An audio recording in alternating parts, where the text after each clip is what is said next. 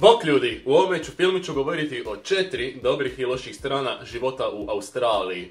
Naravno, ovo je dosta temeljeno na mome osobnom mišljenju. Probat ću biti objektivan u nekim aspektima, ali će ipak većina primjera biti temeljena na mome osobnom iskustvu. Prvo ću dati dobar primjer pa loš, da vas ne bih bombardirao prvo ili samo s dobrima ili s lošima, tako da nekako lakše teče ovaj sadržaj, zato ću kombinirati jedno pa drugo. No, da krenemo. Prva i daleko najbolja stvar u Australiji jest koliko su ljudi neopisivo pozitivniji i otvoreniji. To uopće ne možeš uspoređivati. To sam inače već par puta spomenuo u prošlim filmićima i naprosto nikada neću prestati biti zapanjen time koliko su oni srdačni. Naravno da ima i budala, svugdje ih ima, daleko od toga, ali želim reći da je velika većina ljudi ovdje po naravi neadmašno bolja. Prva loša stvar života u Australiji jest trošak stanarine ovdje. Naravno, cijene daleko najviše ovise o lokaciji, da živite u nekom gradu koji nije toliko naseljen ko Sydney, naravno da bi cijene bile puno niže. U više detalja priča o ovome u svojem prošlome filmiću, tako da ako vas zanima, kliknite ovdje na ekran ili odite u opis videa na link koji će vas redirektati na filmić, pa pogledajte.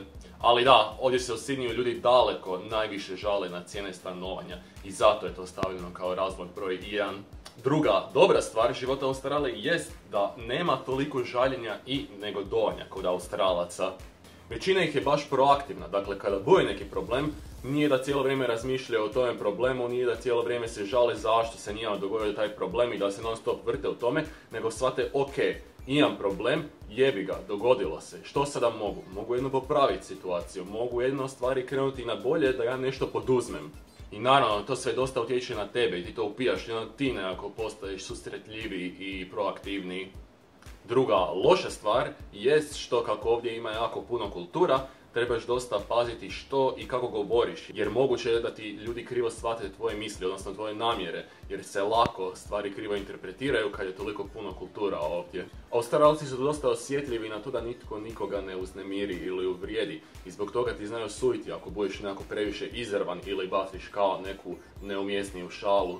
Tako da, ako ste skloni takvoj komunikaciji, smetat će vas što se nećete moći baš opustiti, nego ćete uvijek trebati dobro razmisliti prije nego što prozborite. Treća dobra stvar života u Australiji jest što je ponuda apsolutno svega ovdje nenormalna. Dakle, svaki dan nešto novo vidim, čujem i svaki dan je nova avantura.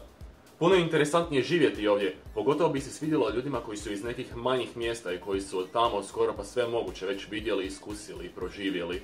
Sydney je na primjer toliko dinamičan i toliko uzbudljiv da ti naprosto nikada ne može biti dosadno. Imate toliko sadržaja, toliko raznovrsnu ponudu restorana, toliko aktivnosti za raditi da naprosto tokom jednog života ne bi mogli iskusiti apsolutno sve što vam ovaj grad nudi. Treća loša strana jest što je ipak sve dosta skupo što se nudi.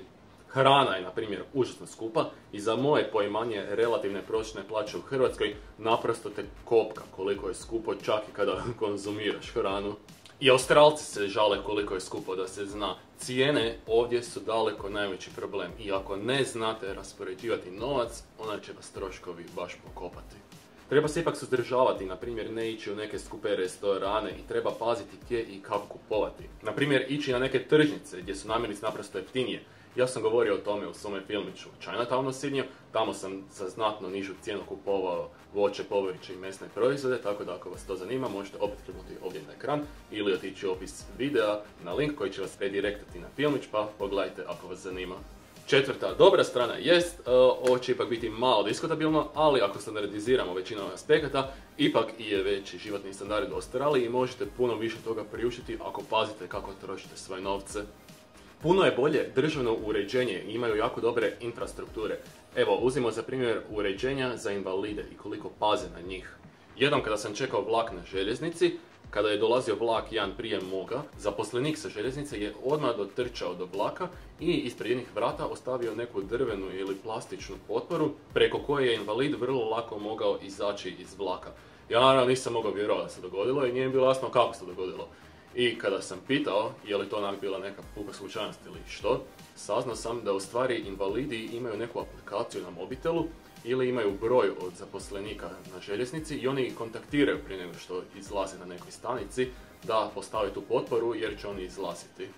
I na taj način zaposlenici točno znaju gdje i kada neki invalid u kolicima izlazi i oni naravno pripreme tu dasku i svi sretni.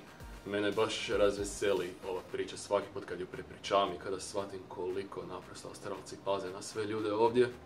Četvrta loša stvar života u Australiji jest da ćete se možda osjećati kao da ne pripadate ovdje, kao da ste tuđinac. Ali ipak kada razmislite, veliki broj stranaca ovdje, tako da možda i nije to toliko strašno. Ipak sve ovisi o osobnim osjećajima i individualnim pogledima na situaciju i percipiranje te situacije u kojoj ste. Upoznao sam neke ljude koji su dosta vezani za mjesta iz kojih su, tako da im život u Australiji baš predstavlja veliki problem i nelagodu. No, da mi još raspravimo o nečemu što u stvari spada u neku sivu zonu. Vrijeme u Australiji. Ako ste kao ja, onda vam sunce, nažalost, predstavlja veliki problem jer ga naprosto ne podnosite.